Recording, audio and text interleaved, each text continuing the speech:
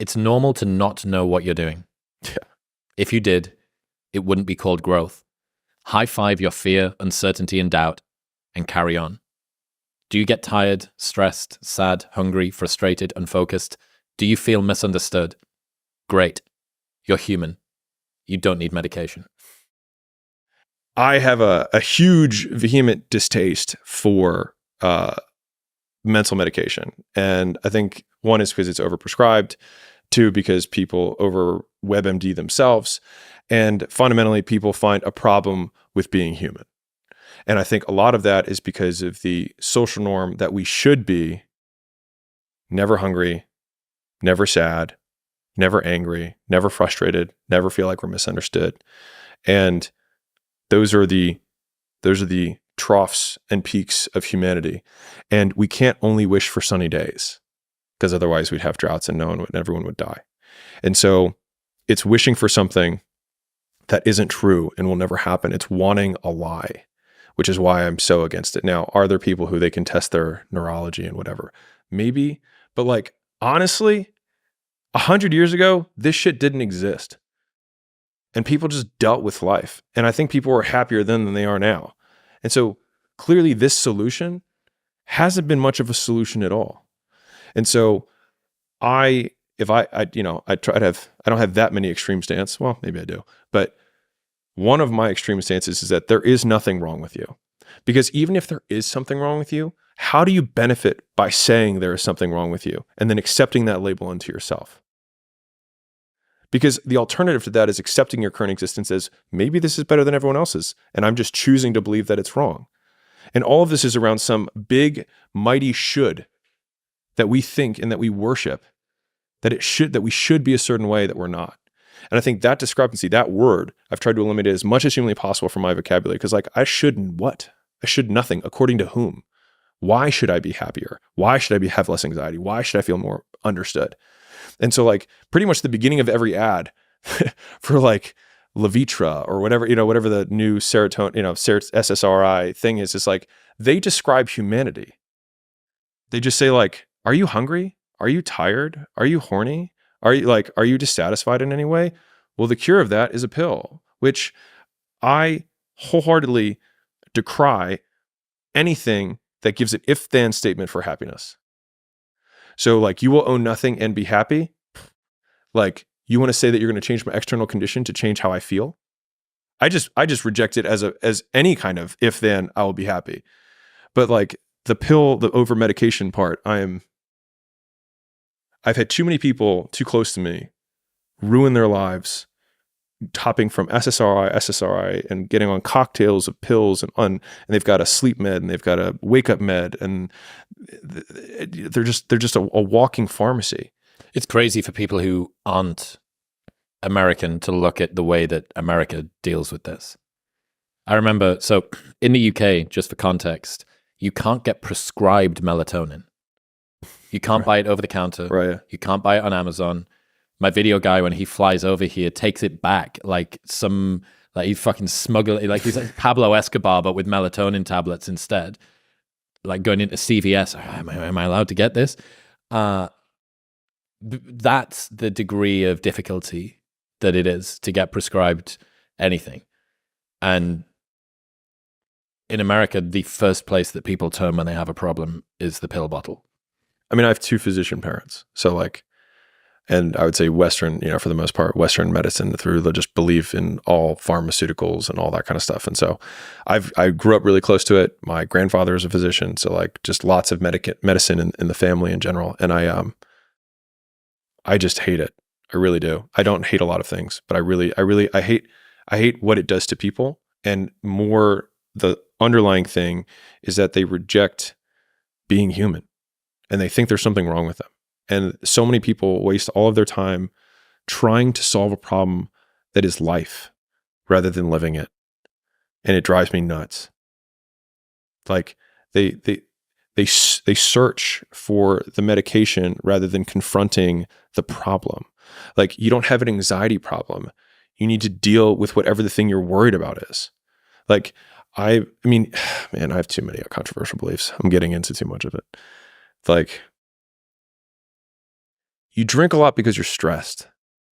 If you deal with the thing that stresses you, that's the trigger for you drinking. So yes, there's addictive properties to drinking. I'm not denying that. But the thing that leads to the drinking, the condition that creates that, that's something that you can attack. And so I think so little attention is given to accepting reality rather than saying there's something wrong, that people waste their entire lives searching for an answer that doesn't exist. What about it's normal to not know what you're doing? If you did, it wouldn't be called growth. High five your fear, uncertainty, and doubt and carry on.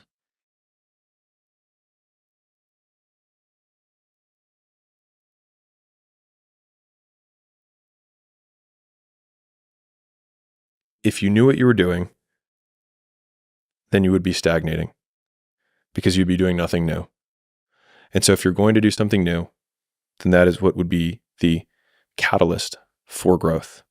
And so you can't want to grow and also want to know everything you're doing at the same time. It's like the two beliefs contradict one another. And so I think that's a lot of the discontent that people suffer from is they want two things that are polar opposites. They want the really strong character. They want the easy life. Like one is the price of the other. You have a hard life to have great character. You have an easy life. You have shitty character. Everything came easy. You want to grow. You don't want hardship. Hardship creates growth. And so they want both, and you can't, like, it's wanting the Jordans without paying the price. And the price isn't bad. It's just the price is what it is. And so it's just, do you want the Jordans or not? And if you do, then don't lament the price tag, pay the price tag, and be happy you have the Jordans. And if you don't want the Jordans, then don't buy them. There's something in here is around comparing the lessons that people who have achieved success tell you about how to also achieve success when they're using that pattern, which is, well, they look like they know what they're doing. I should look like I know what I'm doing. I should feel like I know what I'm doing. But you don't know what you're doing. Right. You're a white belt, and that person's a 3rd degree black belt in whatever it is that you're trying to pursue. State the facts and tell the truth. I mean, the amount of, 900 follower Instagram accounts that all I see is people espousing advice on how to grow their social media following.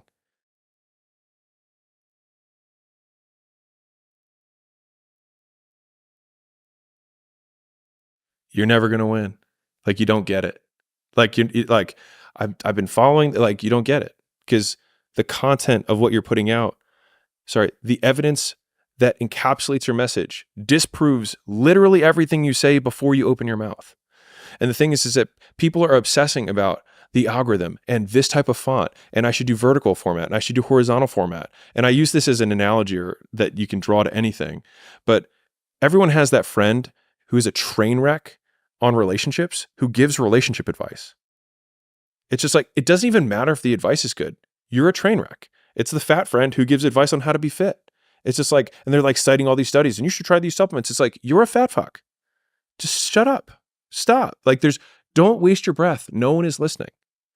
And so it's missing the big obvious thing.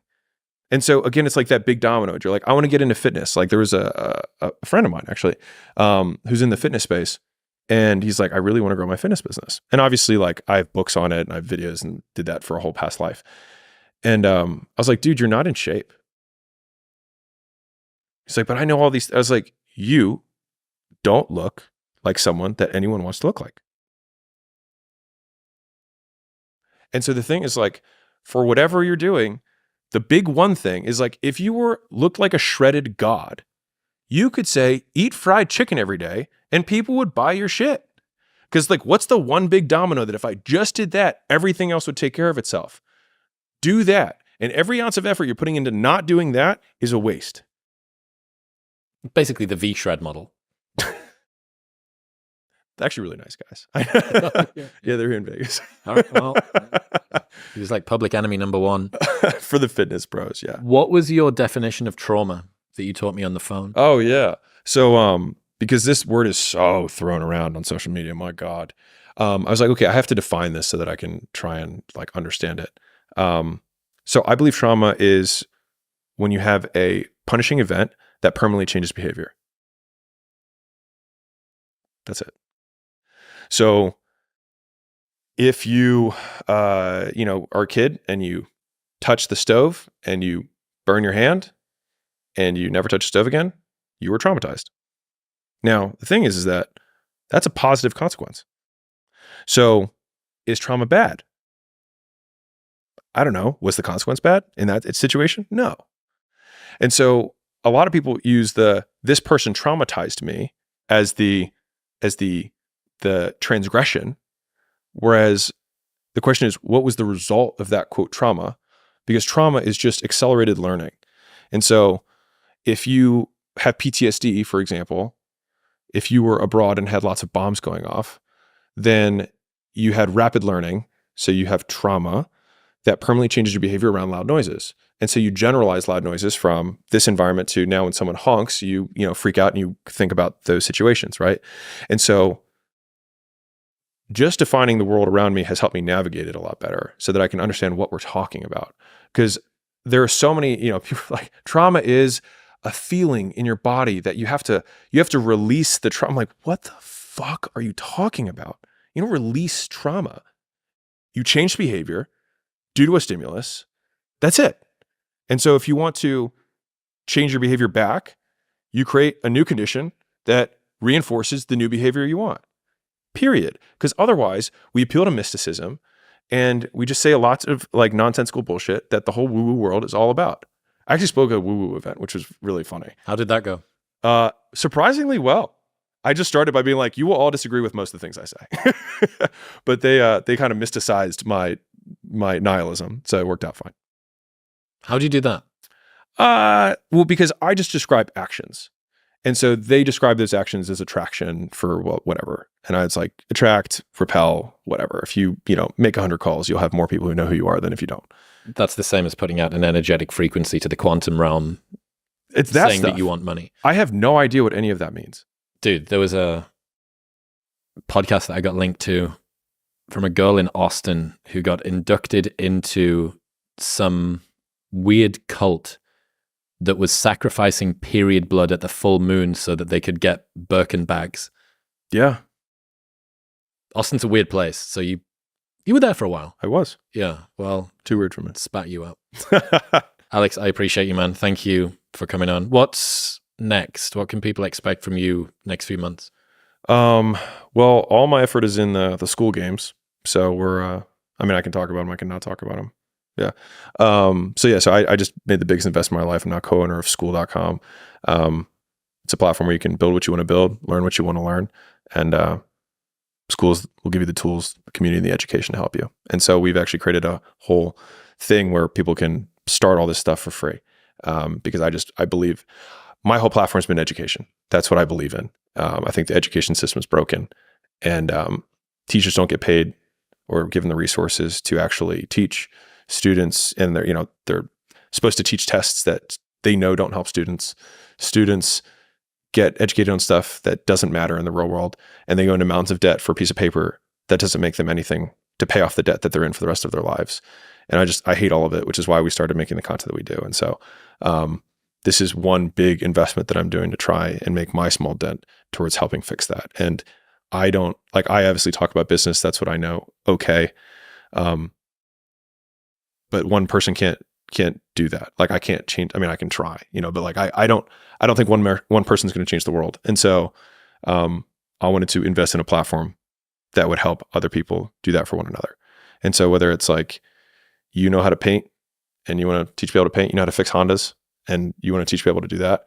Like there are so many more useful skills that we can trade with one another. And I think Ben Franklin said, there's no more noble a deed than to help another know more, to educate. And I wholeheartely believe that. And so, that's what I'm investing my dollars and my time into. And so, that's like my whole next year.